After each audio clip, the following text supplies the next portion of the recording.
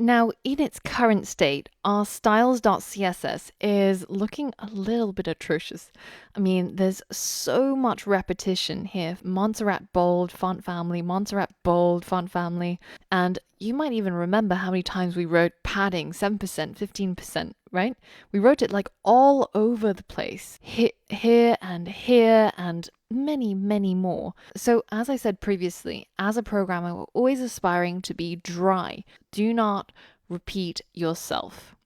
And the opposite of this is kind of our code at the moment, and it's probably like wet code. We enjoy typing. This is why we want to refactor our code on a regular basis in order to keep it performant and easy to read. Now, whenever I go on holiday, I always seem to be packing an hour before I have to leave.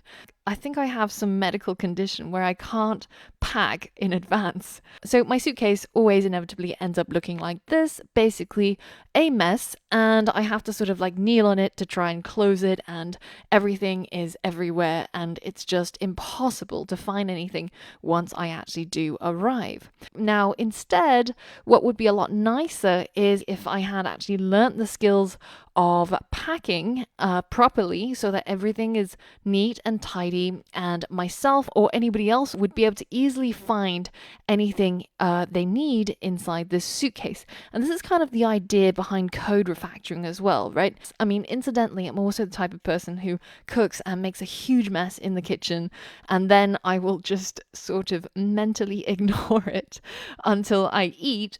And then after I eat, I kind of have to confront the situation, or sometimes, maybe even go 2 meals without tidying the kitchen. But of course, the longer that you go on like this, the harder it is to continue cooking because you can't find anything and everything is everywhere. So one of the most memorable things that I remember from one of my mentors is that he once said, you should refactor your code and maintain it to keep your code in a state as if you expect the next person who's going to have to maintain your code to be an axe murderer. Basically, how much do you want to get murdered when they can't find any of the variables and they can't figure out why something's going wrong because your code is a mess and it's a load of unorganized spaghetti code? So we've spoken enough about why we need to refactor our code, but how do you actually do it? Well, there's a number of guiding principles that most people will follow when they're refactoring their code. And for me, the order of importance goes more or less like this. So I would prioritize readability as the number one priority. So make sure that your code is easy to understand for not just, yourself, but maybe say your future self. Say when you come back in a year to try and understand your code, can you quickly understand what's going on? Is everything organized in a logical way? Is everything commented so that you can easily understand what each part of the code is about? And also when somebody else comes along, or if you're working on the same project with another person, and this is a very common scenario if you're working in any sort of company or team, you're likely to be cooperating on the same piece of code. So remember, axe murderer, bad. So try to keep your code readable. Now, the next thing is modularity. And this kind of relates to how easy is it to reuse bits of your code and how easy is it to narrow down. Say if, one particular part of your website breaks down, is your code modular enough that you would be able to narrow down on the exact section of code or code file that's responsible for the problems that's occurring? Now, at the moment, because we're only covering basically HTML and CSS, we haven't really dug into this idea of modularity. Although I've tried to impress upon you the importance of keeping your structure code inside the HTML and your style code inside the CSS, so that when you come to debugging your code, you know where to look. And this kind of division of labor is another form of modularity.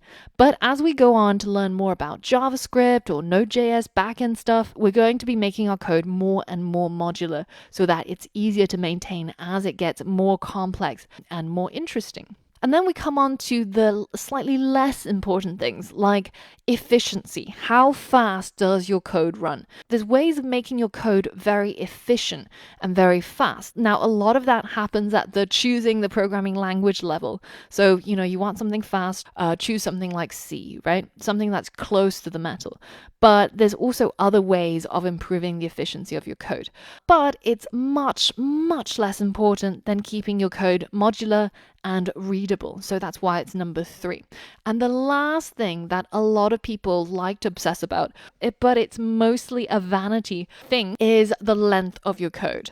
You will very often hear coding bros talk about how short they've managed to make their code. And very often when you're talking to a bunch of programmers and somebody says that I built this feature and, it only has, 21 lines, then somebody else is going to come along inevitably and going to be like, well, I can write that in Haskell and it'll be 10. And, yours truly, I might have also engaged in such terrible behavior, but it's kind of more like recreational. This is not good coding practice by any means. Now, if you're cutting down on the length to improve readability, then that's great. That's really, really important. Making sure that you're not repeating yourself in your code so that you keep your code really well structured and readable. That is very important, up there, number 1. But if you're purely just reducing the length of your code and actually making your code less readable, less comprehensible, then that's bad. And if you're building code for enterprise or for your company, then that's probably not what you want to do. But if you are doing it just for fun, there's actually a sport amongst programmers called code golf. Don't worry, it doesn't involve, getting changed or actually having to sweat.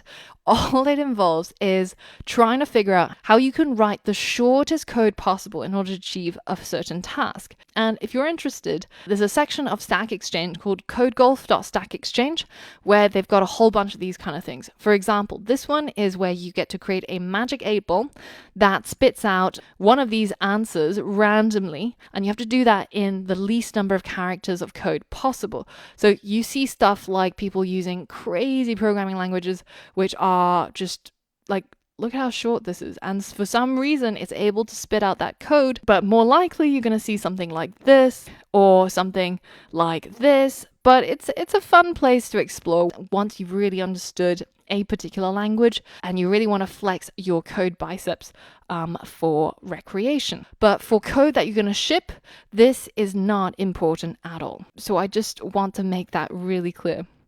Now, let's head into our code and see what we can do to refactor it and make it more readable and more modular.